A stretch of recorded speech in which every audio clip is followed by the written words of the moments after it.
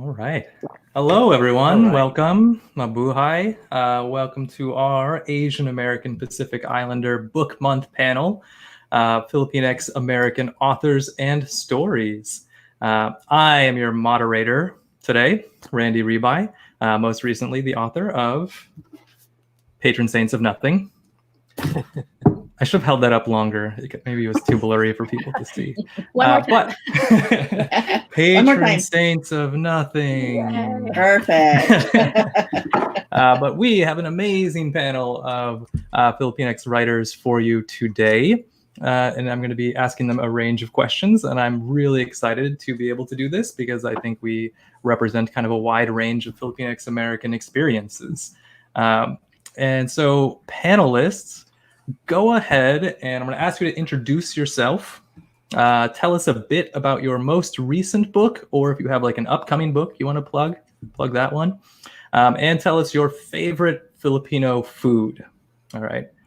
And then, sorry, this might be a lot. I feel like I'm like in teacher mode. So sorry if I feel too teachery. And then after you go, you can call on the next person to go to avoid that awkward silence of like nobody knowing whether they should speak or not. All right. So for example, I'll give you an example. Again, teacher mode, right? I'm Randy Ribay. My book, Patron Saints of Nothing, is about a Filipino-American teenager whose cousin is killed, unfortunately, as part of the drug war going on in the Philippines. And he doesn't believe his cousin was guilty, so he ends up going to the Philippines to try to figure out what exactly happened to him. And my favorite Filipino food is sisig. But specifically the sisig that's made in the Bicol region, which tends to be crispier and spicier than in other regions. Yeah. Mae, why don't you go ahead? Well, thank you, Randy, for putting this together. And this just feels very meaningful to be here with all of you. So I just wanted to mention that. But my name is Mae Respicio. I write middle grade books. And this book just came out, I think a couple of weeks ago. I don't know. Everything is like blending together these days. It's called Any Day With You. And this is all about a 12-year-old Filipina American girl. And there she is, a Filipina girl on the cover. It takes place during the summertime when her whole summer is turned upside down when her tatang, her great-grandfather, decides that he's moving back home to the Philippines. And he is the only thing that she's ever known in her family dynamics. He lives with her family and she doesn't want him to go. So she and her friends devise a plan where they make a movie all about the Filipino folklore that he loves, that tatang loves to tell her. And they enter it into a big movie contest. And they think that if they win the contest, it will keep her grandpa from saying goodbye. So that's this book. And I had so many different foods I wanted to talk about because I could eat and talk about Filipino food all day. But, my favorite childhood treat when I used to go to my papang and mamang's house was my papang used to keep Magnolia brand ube ice cream in his freezer. And so all of the cousins, we would get that. And that sticks out in my mind as a comfort food. And then a few weeks ago, I found out that Trader Joe's makes ube ice cream now, which I have not tried yet, but I have tried it. Oh, you have? Is it good? It's sufficient. But I thought it was good. It's a bit colonial, but it's sufficient. Is it super sweet or is it does it not have that? I don't remember Magnolia ice cream. It's sweeter than like earthier. Oh, yeah. Okay. I'm still going to try it, but okay. And how about you, Erin? Oh, hello. I'm Erin Entrada Kelly, and I write middle grade. I just had a book come out May 5th called We Dream of Space. But for the purposes of this panel, I would really like to celebrate my September release. I had 2 books come out in a short period of time. I don't know what that's about, but Lolani of the Distant Sea. And this is very much inspired by Philippine folklore. And this is Lolani on the cover, nice little brown girl. So I'm very proud of this book. So that's Lolani of the Distant Sea. And my favorite food, I'm going to go with a good, solid Filipino staple, which is a pancit casado. All right. Yes. Oh, I'm sorry. I was like, why is that a big pause? I'd be like the teacher again. Be like, who would you like to hear from, Erin? I would like to hear from Marie. Oh, okay. I'm Marie Miranda Cruz, and I have to reach back here. And I am the author of Everlasting Nora. This version of Everlasting Nora just came out last March in paperback, and they redesigned the cover to have Nora in full form on the cover, which I really, really love. And this book is about a young girl named Nora who becomes homeless. She and her mother end up living in Manila's North Cemetery, which is the home to, I don't know, thousands of people who live there as squatters.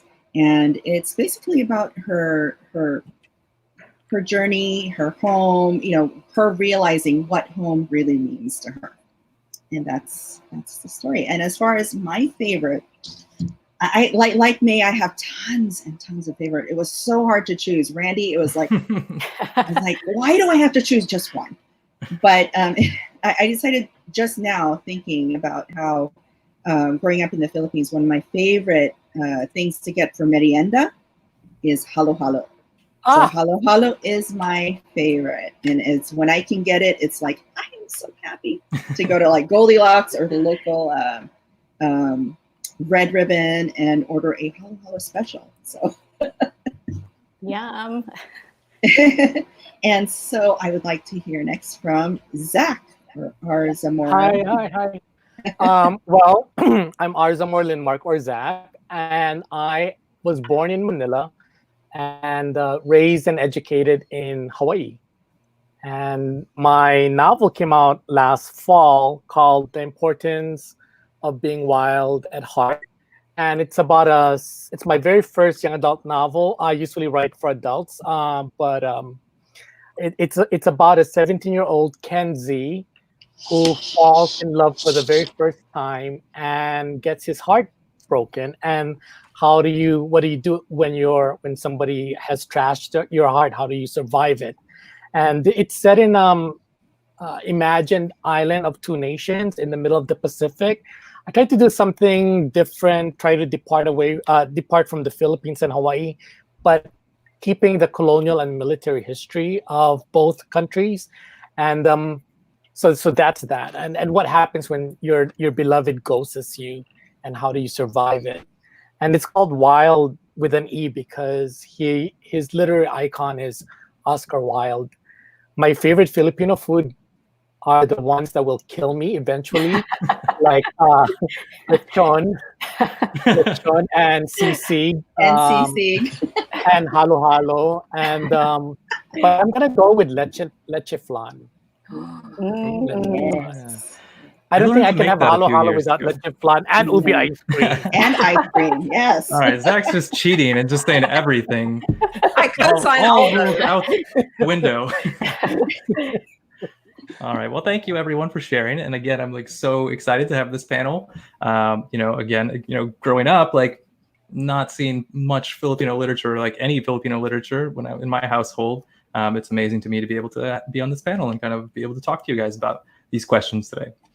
And so, there's obviously a wide range of Filipino American experiences, right? I think we all kind of come from different places, kind of grew up in different situations. And so there is also this sense, though, that a lot of us kind of grow up kind of with a foot in different worlds, right? Kind of being part of multiple cultures kind of as a result of just the colonial history of the country. So I wonder if we can each speak a little bit about, what worlds were your feet in when you were growing up? Like what kind of different experiences were you part of? Like what did the Filipinx American experience look like for you as you were coming up? Are you going to call on us like a team? No. This time it's now open discussion. So now we can have the awkward silences. Oh, the awkward silence. Yeah, the fruitful awkward silences. Yeah. Well, for me, I'll just start. So for me, I feel like I had feet in many, many different worlds because my mother's from the Philippines. She was the first in her family to immigrate to the U.S. from the Philippines. And my father's from Kansas, so he's white. So I grew up, he's very white because he's from Kansas. But I grew up feeling I was raised in Louisiana.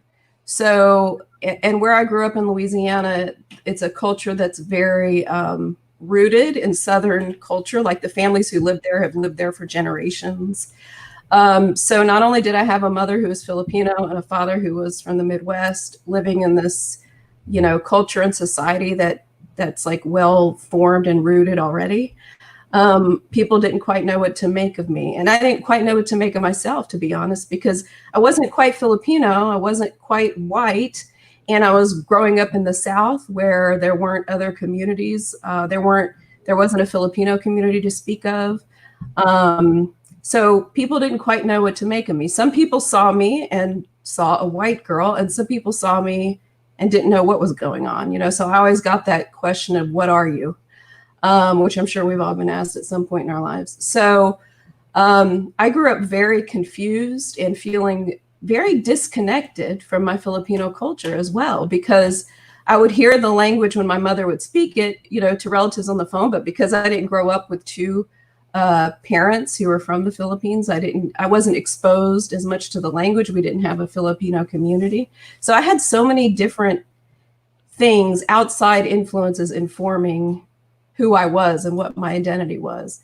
And it's been an ongoing process well into adulthood of figuring out what I want my identity to be and what it means to me and how I identify myself, and kind of shutting out other people identifying me for me, if that makes sense, and not letting other people define my ethnic and cultural identity. So that's kind of how I came up. What about you, Mae? I'll just do the bouncing in the bottom. I'll just keep going, Mae. So when did you have your first Filipino friend? Oh my goodness. Yeah. You know what? That is such a good question. That's a great question. Honestly, I mean, I had Filipino relatives, of course, many of them in the Philippines, and some of them were here in the Northeast where I live now. Even all the way through college, there weren't other Filipinos in my school with me. So actually not until adulthood, honestly. Wow. Well, my experience was a little bit different than that. I had a very California, West Coast story. My parents came here in the 70s, although my very first relatives who came here were in the 1920s. They were manongs who came and worked out in the farm, the labor movement. So I grew up in Northern California. I was born there. And my two worlds were sort of my American world of just being a kid who wanted to do normal kid American things, I think, juxtaposed with my parents who were trying to raise me as an American kid, but who happened to be Filipina. And so for me, and I think this was maybe even more so like in as a tween and in high school, that meant that they had sort of different expectations than I had of myself. I love my parents.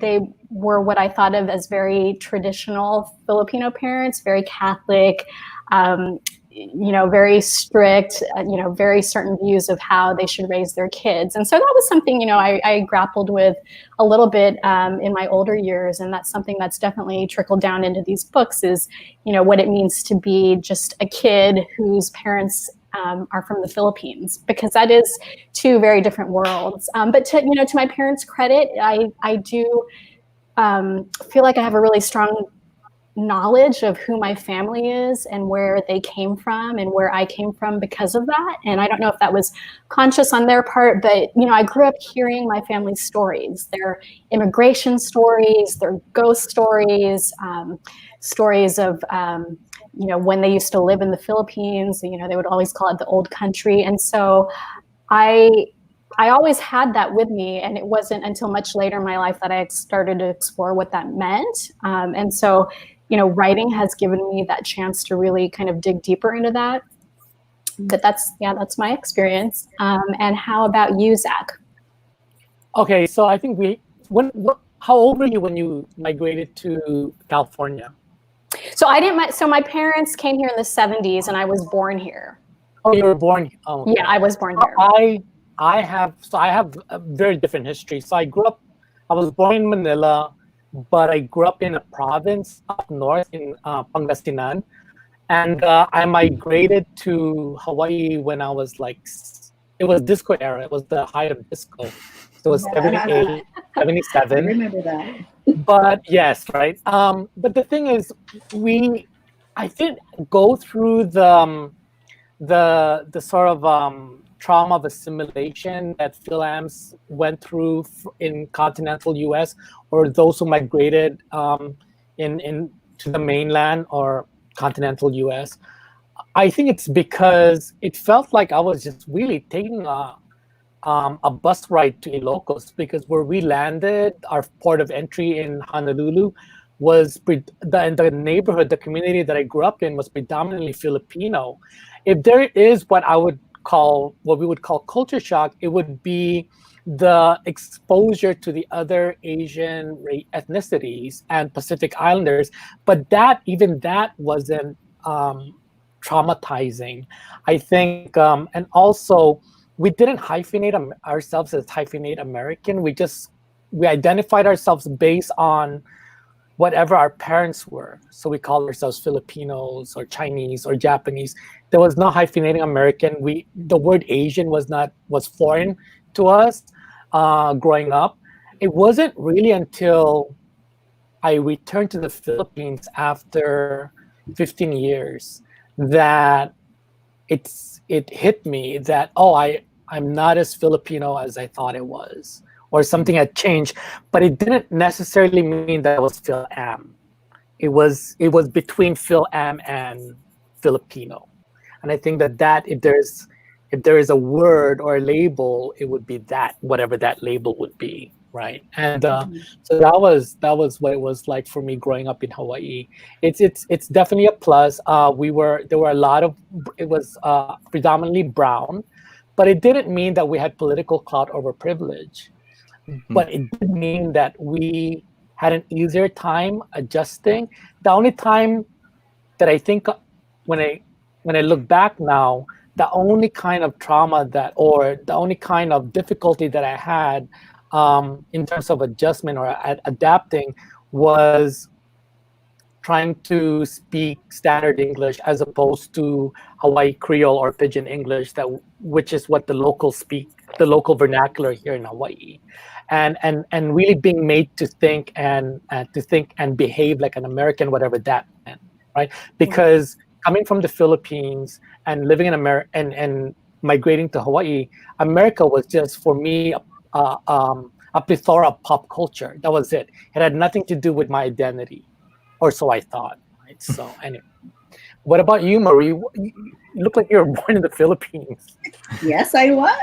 Yes, I was.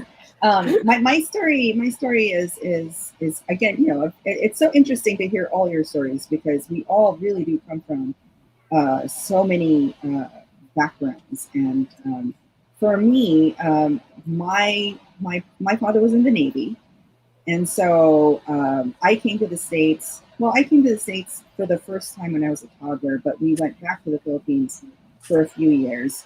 So my first, I could say, my first recollection of a true immigrant experience was when I was 7. So we came back. My dad was stationed back here in the States, and we moved to Washington, D.C.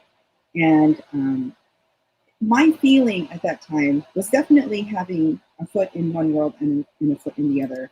The one foot in being in America, going to school, not having.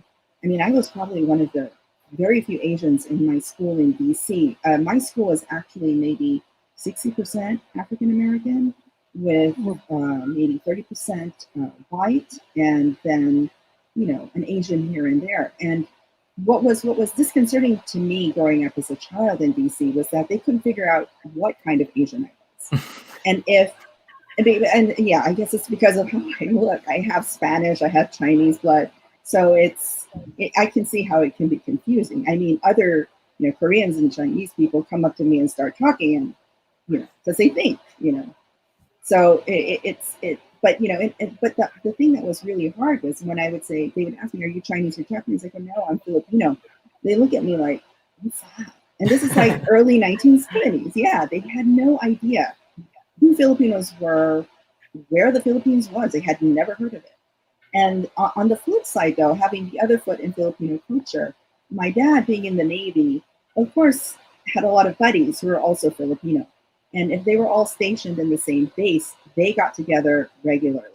So we would, summers were full of picnics with the Filipino community. My mom would have times to gossip and make chismes with her Filipino friends. They would make all their Filipino food. And so it was like being in the Philippines when we were at these parties.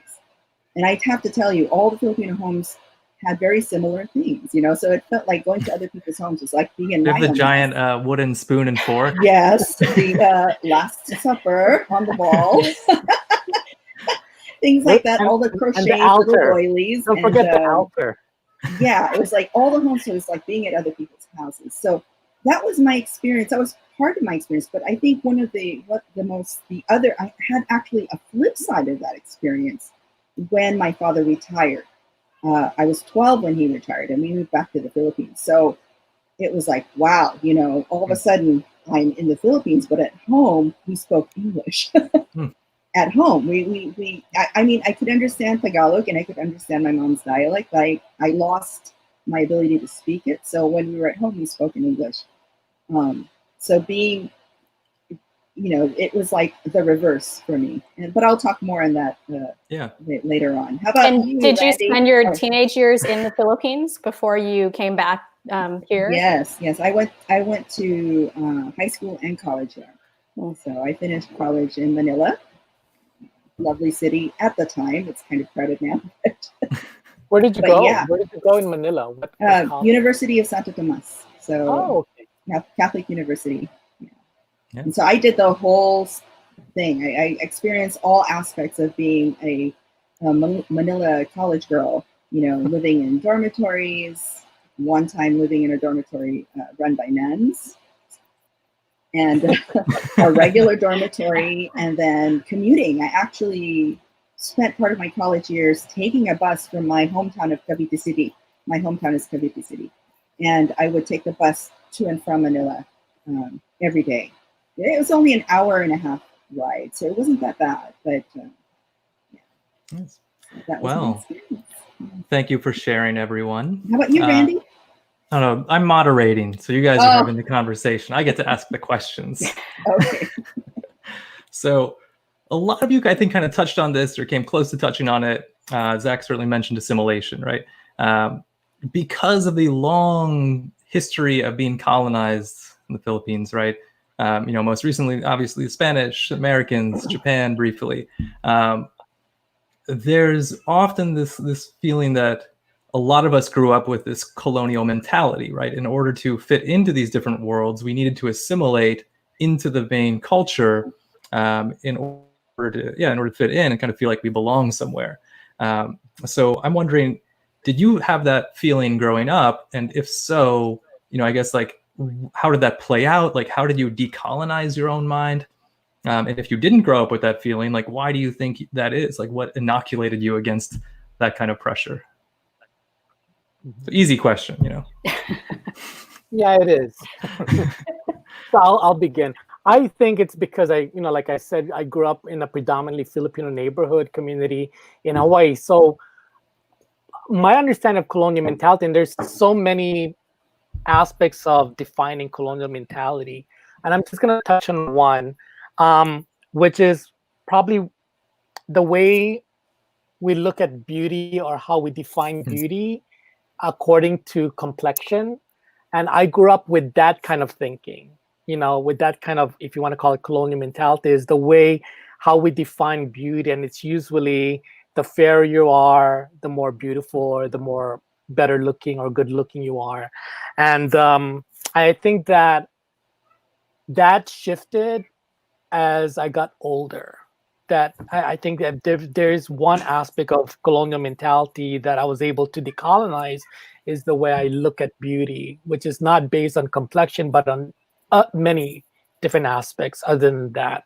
But it's still a popular way of defining beauty in the Philippines. For example, the skin. I live part of the year in the Philippines. In Baguio, and and in the Philippines, the skin whitening industry is thriving. It's a billion peso industry, and so people are taking that to, because that to them, they want to aspire to that definition or to that topmost definition of beauty, and then I have friends who are against that and who live in the Philippines, and I think things don't change until you step outside of your territory or outside of your comfort zone or outside of the place you come from, that your definition of the way you see the world or you see things start to be challenged or whatever. So that's mine.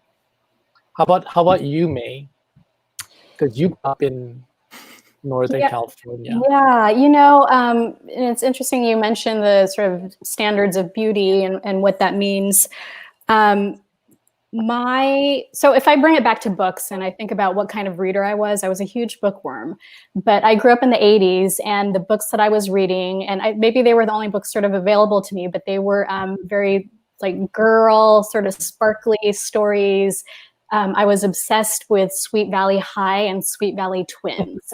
And so those books were set in California. And if you're not familiar, they had two twins, Jessica and Elizabeth Wakefield, I think their names were, and they were blonde and shiny and perfect, living in California.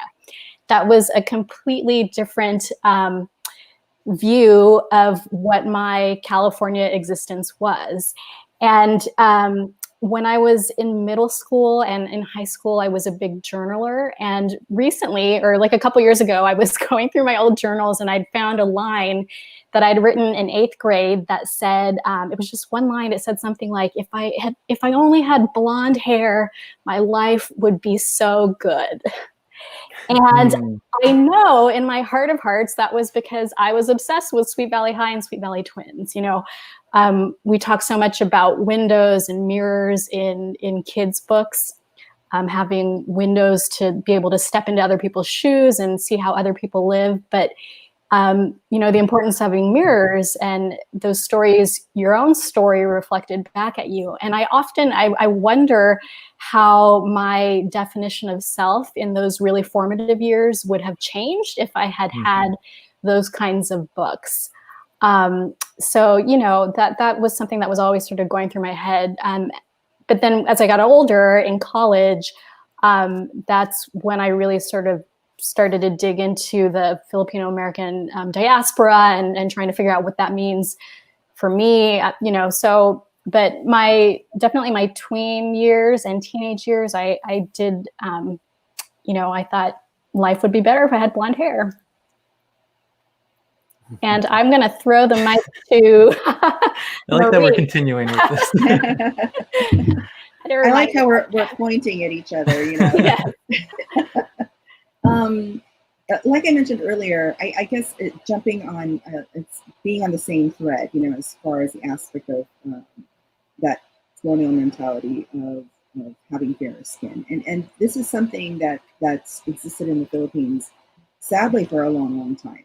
And you could even read about this in Jose Rizal's books, how prominently women or men who are mestizos were of higher rank in society than people who are native, darker skin. And like I said earlier, when I was telling you earlier that I had moved to the Philippines when I was 12, I guess growing up for me, because I grew up here in the States, I wasn't really aware of what colonial mentality was at the time until I moved to the Philippines at the age of 12. And it was more like me experiencing it because of the community I was in. The kind of things that I would experience would be, people telling me, hey, you shouldn't wear, don't expose your skin, you're going to get dark, use an umbrella. And I'm like, why? I had just come from the States and I was thinking, it would be great to get a tan. I mean, that was my mentality. I wanted to get a tan. And people would look at me like, what? Why? They couldn't understand that. And then other things I experienced were just little things. And it made me feel bad in a way because, I would go to visit relatives and they would, they're not, we were definitely a middle-class family. And some of my relatives were, poorer than a little bit poorer. And I would go visit them for the pleasure of being there and to get to know them. And they would try to serve me food, and they would sometimes say things, oh, that's probably not as good as what you're used to in the States. I'm like, why would you say such a thing? This is delicious. This is great. And so for me, a lot of my experience as far as colonial mentality was just being there and having people react to me as somebody who was from the States. And they did treat me differently, which I didn't, I was so confused about when I was growing up. When I was 12, 13, and 14, I really didn't understand why they did that. But I did later on, as I started learning more about the culture, and then learning in high school, we were reading Jose Rizal's novels, and that I began to really understand it at that point, right before I went to college. And I tried to, as far as like decolonizing, my mindset, it was more of what I tried to do at that point was really try for me to assimilate into real Filipino culture, to say how much I appreciated everything, that I was sharing with my family and in my experiences in going to school and my experiences with my friends, and really just diving deep into the food and the culture and things like that. That was pretty much my experience as far as anything. Erin? So mine is very similar to Mae's, what Mae said. I could pretty much verbatim everything, Sweet Valley High, all that good stuff. Except I wasn't necessarily obsessed with having blonde hair, but I was very preoccupied with having blue eyes. And in my mind, if I had blue eyes, then it'd be okay if I had black hair, as long as I had blue eyes in my mind. And I remember my mother, she used to harp on me to eat my vegetables, of course, and carrots. And I remember her telling me that carrots were good for your eyes, so you should eat them. And I would eat them and wait for my eyes to turn blue, because in my mind, that's what good eyes meant. And so I spent a lot of time dreaming about this blue-eyed ideal that I had. And for me, I think the biggest issue I think I had growing up as far as trying to assimilate had more to do with money. So my family didn't have a lot of money. And my mother was very, she very much wanted us to fit in. So I remember there was a time when, so in the 80s, Guess jeans were very popular, but we could not afford Guess jeans. So she had one pair. I don't know if she got it from a thrift store or secondhand or someone gave it to her, but she had one pair. And once we grew out of that pair, my sister and I, she actually unstitched the Guess label and stitched them onto like generic jeans so that we would have the name brand clothes that we could wear to school, because in her mind that would help us assimilate to have name brand, but very, very similar to Mae's. Growing up, I was very obsessed with Sweet Valley High, and even on television movies, is our pop culture, our society very much revolves around the straight, white, able-bodied experience, and that was definitely true, when I was a kid, when all of us were kids, and that really informed how I felt about myself and how I viewed myself. So, yeah, very similar to Mae's experience. Yeah, well, thank you for sharing, everyone. It looks like we temporarily lost Zach, perhaps connection issues, but we'll venture forth and hopefully he'll rejoin us. There he is. Welcome back. Yeah. So the interesting thing, I think there's so many common threads across all of that, right? And so much of that, I think you feel that pressure, right? When you're growing up, when you're at that time in life, when you're, middle school or high school, where you're really ultra aware of the outside world and how people are perceiving you, right? So given kind of all the stuff you all just talked about, how do you think that influences your own writing, or how has it, or how is it doing now? How does that interact? I think for me, with each book, from my experience, my first book, Blackbird Fly, is about a Filipino girl growing up in Louisiana, and she's the only Asian at her school. And the kids tease her. They call her a dog eater. They pretty much call her Chinese because they don't know quite what she is. So they just decide that that's her Asian identity. And I feel like each book, my growing up and my feelings of insecurity and low self-image and all those elements definitely play a role throughout each of my books in a different way. My first book was very close to my experience, and each book gets a little further away, but is still touching on that, emotional well of what it felt like to grow up. I mean, all of us know what it feels like, no matter what our background is, to not feel good enough or pretty enough or whatever, fill in the blank enough. And so I feel like, and being, Filipino American definitely influenced that, my experiences growing up, which in turn informed my books. So, and I think it goes back to that idea of seeing ourselves in books. And I don't know how it would have changed my life if I had been in middle school and was able to pick up any of your books and read them. Even reading each of your books today as an adult who writes books, seeing Tagalog words and seeing food and seeing like the Filipino-ness of each of your works, even though I write the books, it's almost like a kinship, and it's that feeling like, okay, I'm not alone in this world. There's other people. Oh, they did that too, or they said those things too, and that connection. And I think, certainly all of us want to bring that to our readers, especially our young readers. I know that's incredibly important to me as an author.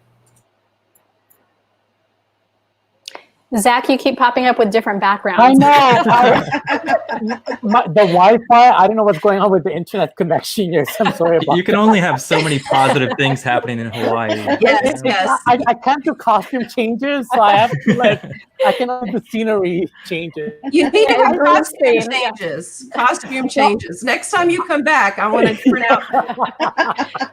We want to see palm trees next time in the ocean. Yeah. I think I can totally relate to what you're saying, Erin, because I writing was the last. I hated writing. I didn't know I was going to be a writer.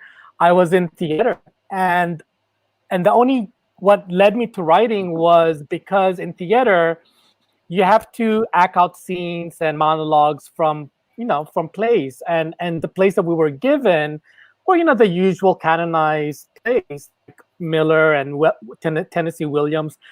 But I got tired and bored. They're brilliant, they're masters, but I got tired and bored because and something was lacking. I think it was because of the absence of my immediate community, and there weren't plays about, not necessarily about myself, but about my friends, my neighborhood.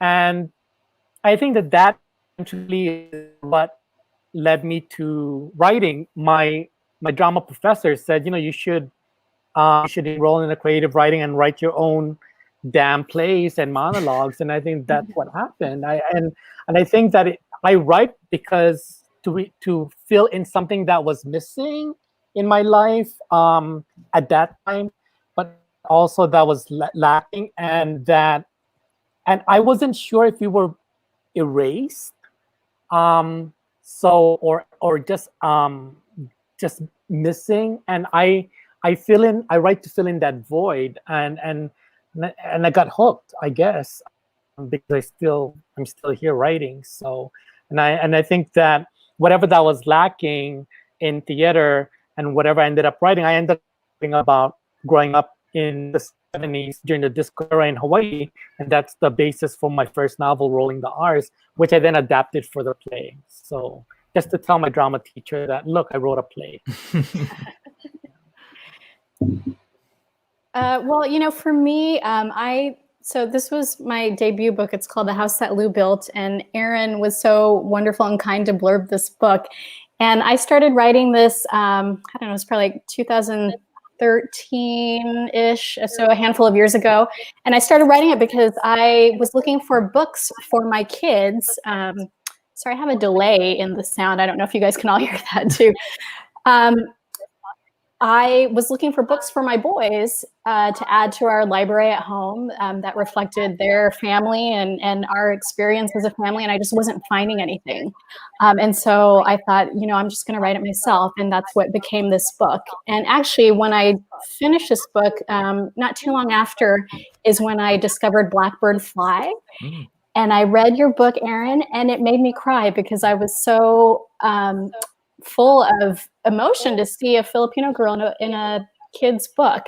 And I bought that for all my nieces and nephews. And yeah, I mean, this is basically a love letter to my culture. I was like, what are all the details that I remember from my childhood that I could throw into this book? And I put it all in there. And so this is a very personal book to me for that reason. And I think a little bit like Erin, the more that I write, I start going a little bit away from that a little bit, but still, I think all of my books, they all have a theme of like, what is home and what does that mean to you? And that's very grounded in who I am as a Filipina, as my lens is Filipino American. Thank you, Mae. I have to say thank you. That you almost made me cry. And Marie. Yeah. I would say that much like you, Mae, and like Zach, I mean, I never thought I would be a writer. I mean, I used to write in journals and things like that, but it was never in the cards for me growing up. I wish I could say that I've always wanted to be a writer, but that's not really what happened to me. But like you, Mae, I was at a bookstore one day and looking at all these beautiful picture books, because I started out as a picture book writer. And I saw these beautiful picture books, and like all these different cultures. Like, where are the ones about the Philippines or with Filipino kids? And it became like I became suddenly obsessed with the idea.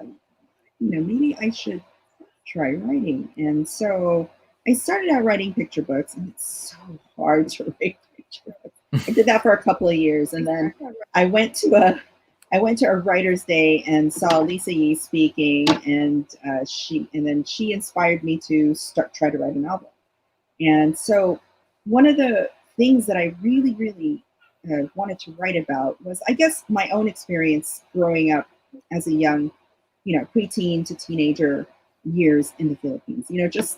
I've always been a person who was interested in culture, and living in the Philippines was just such a great experience for me, getting to know my relatives there, getting to do all kinds of things, like doing the All Saints Day holiday, going to the cemeteries, during All Saints Day, during, experiencing Christmas where there were no Christmas trees back then in the 70s, no Christmas trees, no giving of presents. It was a very, very different Christmas. Easter was celebrated so differently. I got to join processions and watch processions, and it was, and then going to places like Antipolo in the Philippines, where you go, people do pilgrimages, to these churches and things like that. And I've always been interested in that, and was, experiencing those things full on. And in a way, I wanted to bring those experiences into a story, into the book. And the story of Nora was inspired by, just an article I read, a blog post, and it just went from there. And I thought, well, this is a good story to tell. And it's a good way to kind of show the world what it's like to live there, what it's like for at least the very poor to live there, because I saw that. And, and I wasn't, like I said, I wasn't wealthy in the Philippines. I had to take public transportation. I didn't have a chauffeur or a car or anything like that. So that was what was important to me. And that's what really inspired me to write and to keep writing. Yeah. And like Mae, I read Blackbird Fly, and I was like, oh my God, it spoke to me so much. And my husband, he would laugh at me because I'm sitting there, and at times I would be, oh, that's great. I was so spot on, and I would tell him things, and I was like, this is my experience too. And so thank you, Erin. for being you. here. Thank you. Thank you. Thank you, Mae. Thank you, Yeah. Zach. I wish he'd come back. Hopefully he'll return soon. There he is. Let's see what he's wearing. Yay! Yeah, so I think it's just amazing. It's amazing to hear. But you know what? This is the great part. I get to hear you guys backstage. It feels like I haven't left. Yeah. It's just amazing to me to like hear all the different experiences and all the different reasons, and kind of our unified, I think, goal here, mission is like to let kids feel seen, right? So, growing up is hard enough that, I hope, and it sounds like you all hope too, that we can make it a little bit easier by, validating some of these experiences and not saying that there's, one right way or wrong way to be American or to be Filipino American, but to kind of say, look, there's all these different ways to be, and hopefully make the world a little bit better that way. All right, I'm gonna ask one last question, and then we'll take a few questions from the audience as long as we have time. So if you are listening at home, feels kind of weird to say that to my computer, you can type your questions into the comments box, and we'll get to those momentarily. But my last question for all of you is, if you were to force every American to read one book by a Filipino American author, what would it be? And you can't say anyone's book here on the panel. I know that gets rid of like half of all all the books in middle grade and YA written by Filipinx Americans. But what would it be and why? Just very briefly, why? I feel like that's the most. Oh, sorry. Go ahead.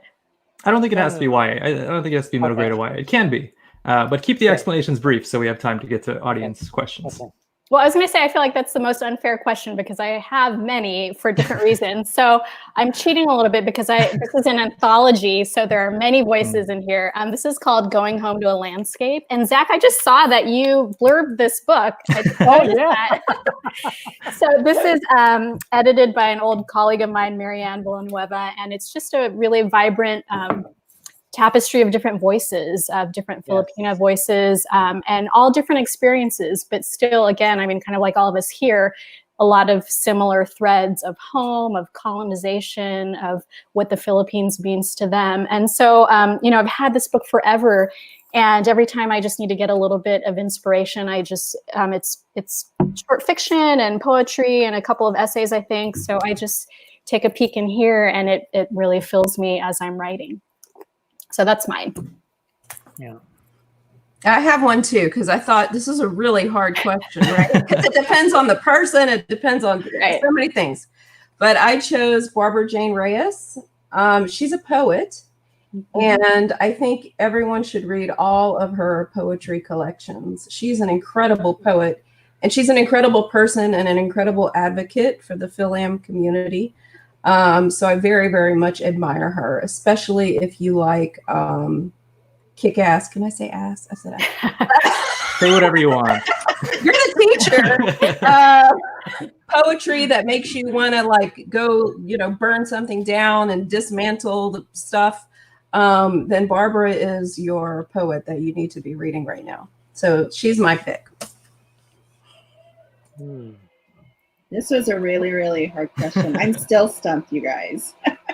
Well, I'll go because I do want to go on this question. And I'll say a classic one. In case anybody has not read it yet, America is in the Heart by Carlos Bulosan. It just tells the story. There it is. Yay. I don't have it with me. I think I loaned it to my dad and it just like he never returned it. Story about somebody growing up in the Philippines and then immigrating, part of like the Manong generation to work in the West Coast in the fields and kind of that experience. So, it's a good starting place, I feel like, if you've missed that one in your life. Okay, so if I were to mine would be go ahead. I forgot to call on someone. Go ahead, Mark. I just really quick, like I said, this this is a really, really hard question, and there were so many to choose from, but the author I want to suggest isn't necessarily isn't Filipino American. She's actually Filipino. She lives in the Philippines, and there are a few authors who are actually living in the Philippines and are published here, and I'm going to give them a shout out. And I want to recommend Gail's book, My Fate According to the Butterfly. It's just one of those books that it's just so full of heart. And if you wanted to know what, very contemporary family dynamics and culture and politics and things like that, what's going on in the Philippines right now, it is a very good book to read. So that's What is that book? I'm sorry, I got cut off. What was the name of the book? The book is called My Fate According to the Butterfly. Yeah, I don't have my copy close by. My Fate According to the Butterfly, and it's by Gail Villanueva. Oh, okay. Maybe Gail. No, you don't. I thought Erin was going to pull it out. I have it back here too. I have it somewhere in here, but I don't have it here on the table. So mine would be Danger and Beauty by Jessica Hagedorn. I think it's because it's about coming to America, but it's also not, aside from the content, it's about what you can do with fiction. I think that is, that is also like a bonus, and the risk and the experimenting that she, the bold risk that she takes in writing her fiction is an invitation to what writers can do in the world of fiction when writing fiction. So. Right. Jessica was one of my very first workshop experiences. And it was amazing. This was a long time ago, like when I was in my 20s. And I think I spent the first 10 minutes, just in awe of like, oh my gosh, it's Jessica Hagedorn. But yeah, I love her work too. I'm jealous. All right. Kat, who is backstage, can you choose an excellent question to push through? I haven't been looking at the comments, Kat. I'm sorry. I'm a bad moderator. Here we go. Who do you consider to be your literary influence?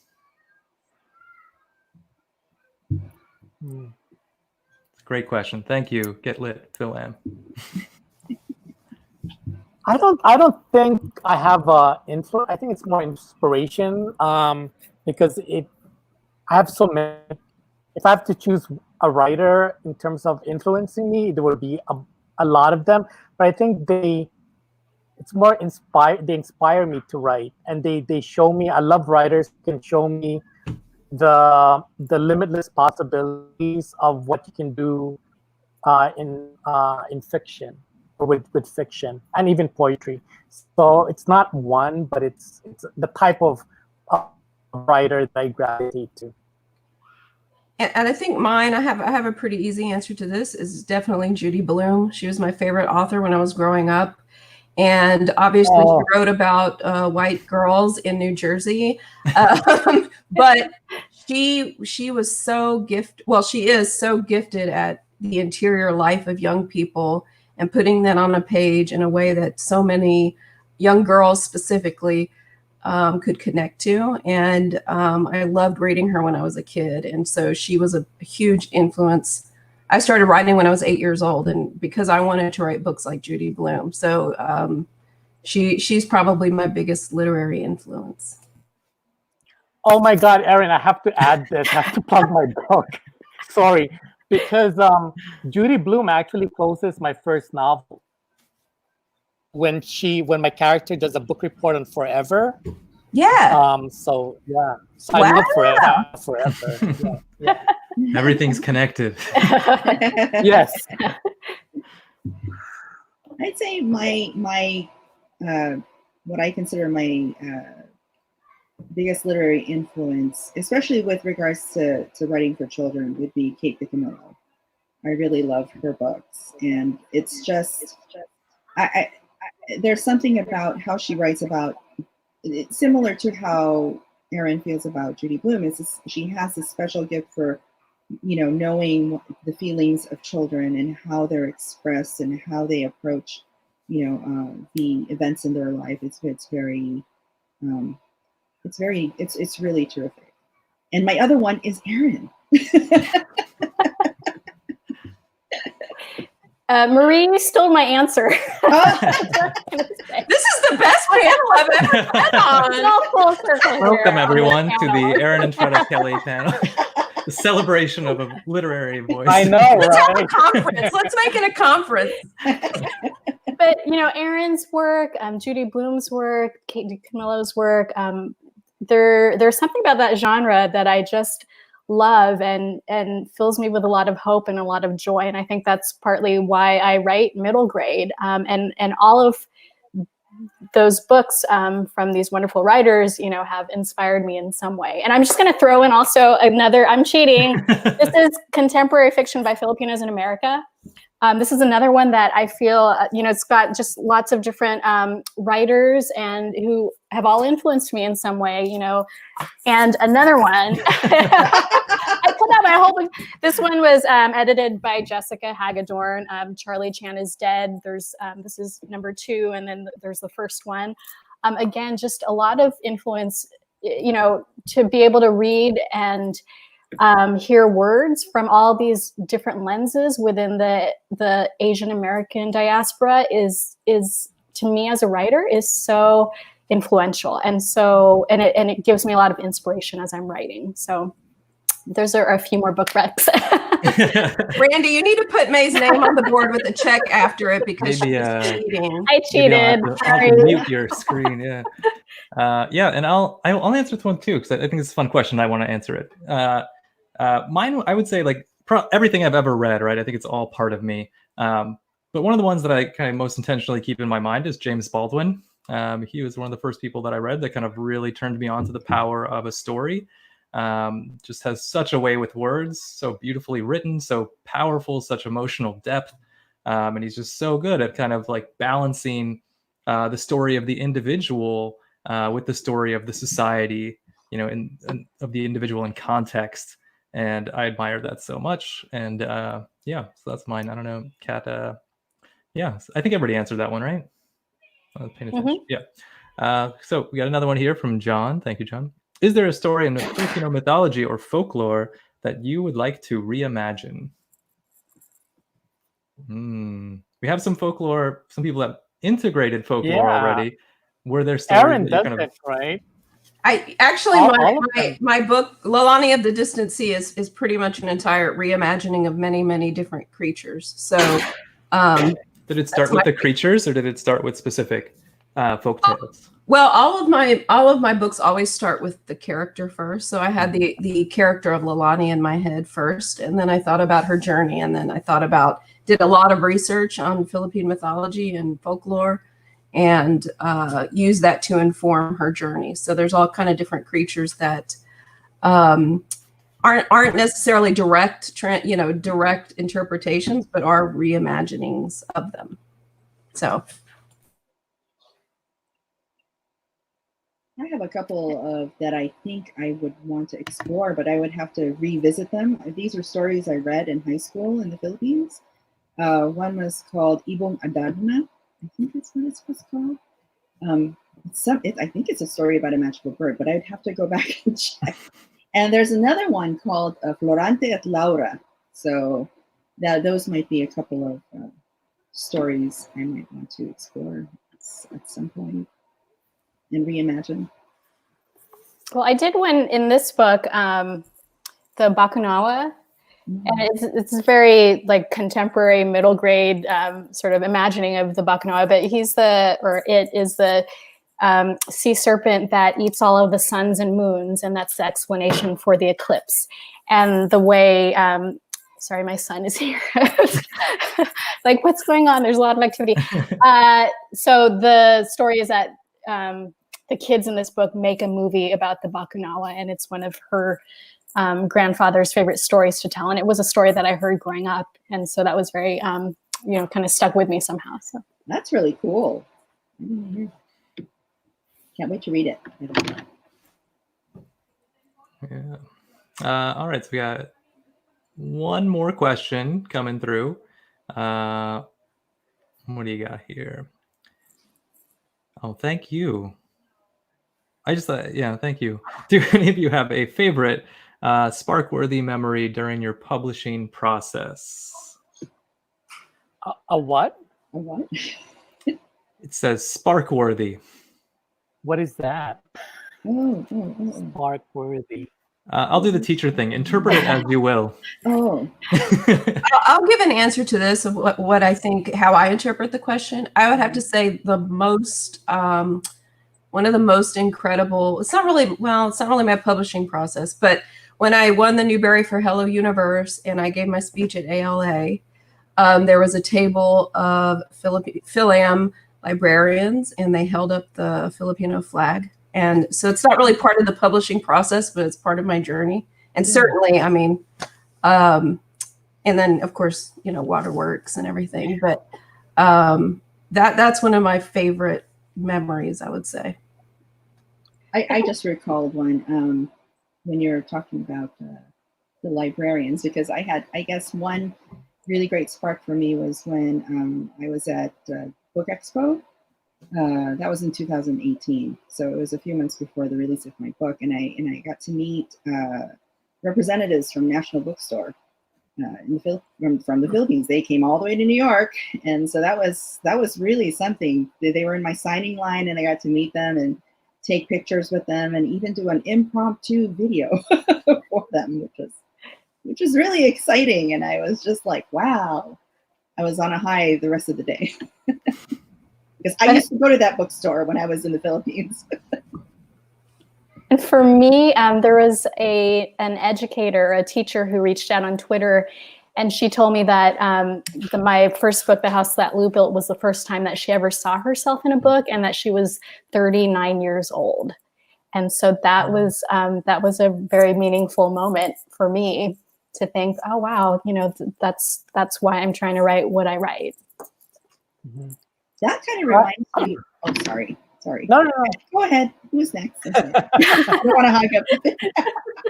Yeah, I was gonna do a costume change. No, I think for me, well, several, but I think the most recent one was when I was on my book tour last fall. I didn't read from it wasn't a reading from my book at all, but I gave a talk on Hawaii Creole English, or what we call Pidgin English, which is the local vernacular here in Hawaii. And I gave the talk at the Poets House in New York City. And there was a nice lady that traveled all the way from New Jersey, but not close to the city, like some of the outskirts of New Jersey. And she's from Hawaii. And she said, I came here to listen to you talk about Pidgin English because I was homesick. And she said that she missed listening to the cadence, to the music of the language, and then thanked me. And what that comment or that remark did was it inspired me to put together, which is what I'm doing now, the first anthology of Pidgin English or Hawaii Creole English poetry and prose that dates as far back as 1938. So that's what's the most current and memorable event that happened. Nice. So they don't only like. Yeah. And I'll give mine really quickly, and then we'll kind of wrap it up. But a really cool moment for me was I got a message that Senator Layla De Lima, who's a Philippine senator who's currently imprisoned for being, I think, on bogus charges. I think she's really imprisoned for being critical of the drug war. I got a message that she was reading the book and that she was enjoying it. When she finished it, I got a handwritten letter about her experience reading it. And that meant a lot to me. That somebody who's an advocate of ending the drug war would kind of find that kind of value and connection with my book. Well, I want to thank you all for being here. This was an amazing conversation. I feel like we could go on for like several more hours, but Kat might yell at me. So just really quickly to wrap it up, if we could go through just like really quickly, the name of your book again, where people can find you online. So Any Day with You, and you can find me online just by Googling my name or at maerespicio.com. And this is Lolani of the Distant Sea. And also, I'm Erin Entrada, pretty much across all the platforms, mostly active on Twitter. I'm Marie Miranda Cruz, and you can find me on cruzwrites.com. And my book is The Importance of Being Wild at Heart. And I'm not really active in social media except for maybe Facebook under our Zamora Linmark. So yeah. All right. I do. Can I say something real quick, Randy? Sorry, I don't want to cut you off. Go for it. But I do want to say that I'm also working on a chapter book series that I'm illustrating about a half Filipino, half white girl growing up in Louisiana, and I'm very excited. And I wanted to bring that up because it's chapter books, so it's younger, ages before middle grade, right? So like first, second, third, fourth grade. So I'm very excited that little Philam kids will be able to see themselves even before they reach our books. So I wanted to say that really quickly. Yeah. Sorry, Randy. I know. No problem. Always down for hearing more about that. And patron saints of nothing. And you can find me randyribay.com, Randy Ribay on Twitter and Instagram is what I mostly use. Maraming salamat sa lahat. Thank you to all. Thank you to all who were watching the live stream or will watch it later. And hope you pick up these wonderful books and others and kind of read more about the Filipinx American experience.